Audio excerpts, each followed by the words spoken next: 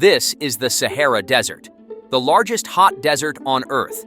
It covers approximately 3.6 million square miles, roughly the same size as the United States.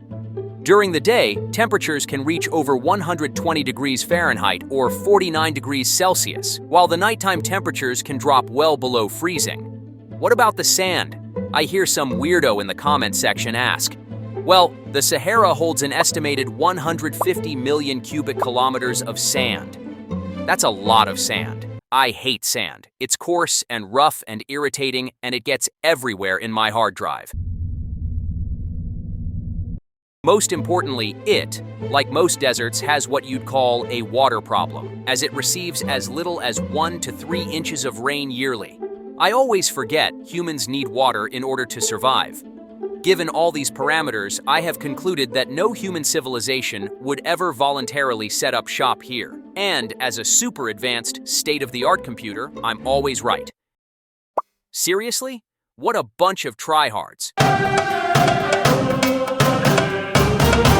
The Nile River, stretching an impressive 4,100 miles or 6,600 kilometers, is debatably the world's longest river, and unlike most rivers, it flows from south to north. Because of course the title, World's Longest River, doesn't make it special enough.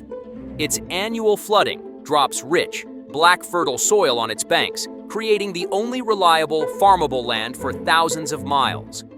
Over the course of tens of thousands of years, small bands of hunter-gatherers arrived at its shores to fish, hunt, and rest.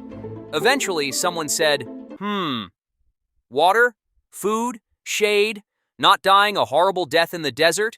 Sounds good to me. And they began to build permanent settlements along the riverbanks. As time passed, two different yet similar cultures formed: Upper Egypt in the south and Lower Egypt in the north. Trust me, it makes perfect sense. These two spent thousands of years doing what humans do best: getting along and living in peace. Just kidding. They were in a seemingly eternal struggle to conquer each other.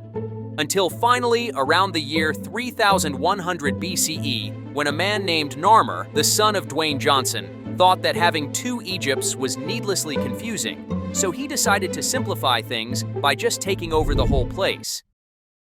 See, that looks much better. So after he combined the white crown of Upper Egypt and the red crown of Lower Egypt, the First Dynasty was born, and it would be so profitable that it spawned over 30 copycats. But don't worry, there can be only one OG. Am I right, Narmer? Oh wait, that's right. He's been dead for thousands of years. Fast forward a few centuries to the Old Kingdom. Fast forward! Fast forwarding, sir! Where the Egyptians decided to flex harder than me at the gym. Ha ha. That was a joke. Anyways, during the Third Dynasty, Pharaoh Djoser had the first step pyramid built. During the Fourth Dynasty, Sneferu built multiple pyramids because he apparently didn't understand what good enough meant, while his son Khufu built the Great Pyramid of Giza, the only surviving wonder of the ancient world. Fun fact, the pyramids were built as tombs for the pharaohs and not, as I first believed, out of worship of the Cool Ranch Dorito. Hey, you humans pray to some pretty weird things is all I'm saying. After a few generations, the servants of the pharaohs, exhausted, went to their now living gods and were like, "Can we build something a little easier, please? Like a super special hole in the ground." And the pharaoh was like, "Holy cow, God, I completely forgot I still had you guys doing that." Sure, whatever you feel like. And the era of pyramid builders would come to an end. Over the next 3 centuries, Egypt would enter a prolonged period of decline, an era filled with civil wars, droughts, famines, and so much death. After Pharaoh Pepsi II died, sorry, that's Pepe II. Stupid autocorrect. The Old Kingdom came to an end as Egypt fragmented into several regional powers. However, unlike your parents' marriage, this fragmentation didn't last long as Egypt eventually decided to sober up and get its act together. They leveled up from the dusty Old Kingdom to the Middle Kingdom, an upgrade that came with bronze and chariots, and definitely no invasion by the Hyksos. So after the Hyksos invaded, conquered the north, and established their own dynasty, they'd eventually be expelled by the Thebans after nearly a century, and ancient Egypt would reach its final form. Nobody tell Cell, that guy's a dick. Welcome. You finally made it to the New Kingdom, which is a period that lasted from approximately 1550 BCE to 30 BCE, and is without a doubt the best documented era of ancient Egyptian history. Unfortunately, as it takes place over about 1,500 years, we don't have time to cover everything in detail. So here's some of the greatest hits. Ahmose I kicks out the Hyksos, reunites Egypt, starts the empire-building trend. It seemed like a good idea at the time.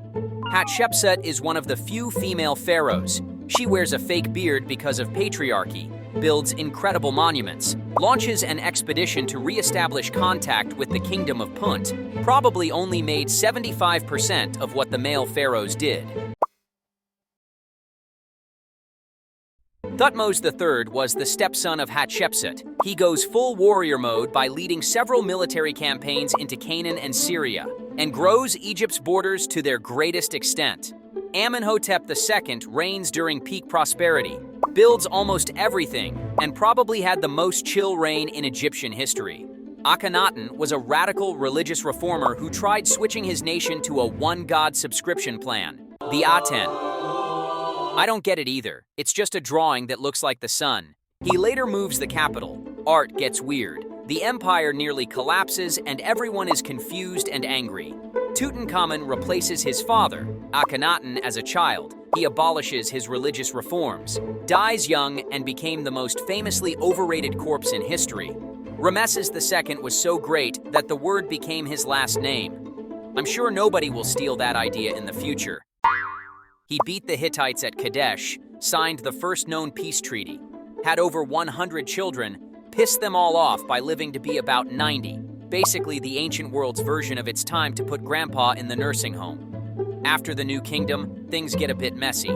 Egypt spends almost the entirety of the first millennium BCE getting invaded, conquered, liberated, reinvaded, reconquered again, and so on.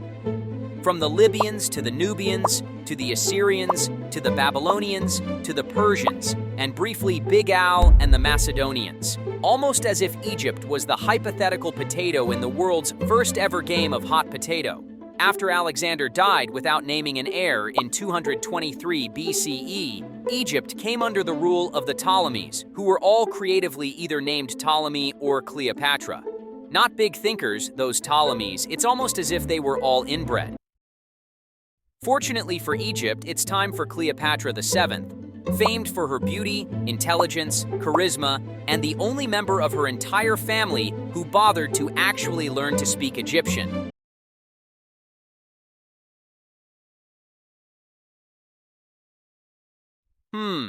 I wonder why people liked her so much. Unfortunately for Egypt, it's just been discovered by history's favorite child, Rome. During a civil war with her brother and probable lover Ptolemy XIII, Cleopatra made an alliance with Roman general and future knife enthusiast Julius Caesar, who knew just how to handle the situation. He got surrounded and besieged within Alexandria and almost burnt down the entire city before defeating Ptolemy at the Battle of the Nile, where Ptolemy drowned attempting to flee. So I guess Cleopatra wins by default, and now she and Caesar are in love and have a child together. But Caesar later dies when he tripped and somehow fell on a knife 23 times. See, you've got to be careful. The Senate floor can be slippery. After that, she had a love affair with Mark Antony and tried to preserve Egypt's independence from the looming threat of Rome. It did not go well, as the two were defeated by the forces of Octavian at the Battle of Actium in 31 BCE, leading to the two self-deleting shortly thereafter. Egypt was then absorbed into the Roman Republic in 30 BCE, which was soon to rebrand itself. This event brought an end to over 3,000 years of pharaonic rule. So there you have it, a brainless history of ancient Egypt, a civilization which rose beside the Nile, built wonders of the world that still stand today, revolutionized religion with guys like this. Yes, that's what you think it is, and no, I'm not making that up. The dude should see a doctor. I think it's been more than 4 hours. And they ended up leaving behind a culture that we're still learning new things about to this day, over 2,000 years after it returned to the sands. Thanks for watching. Hit the like button, subscribe. And remember, if you're contacted by someone claiming to be a deposed Egyptian pharaoh and they need your help moving a large sum of money, you should definitely take them up on the offer. It's certainly not a scam.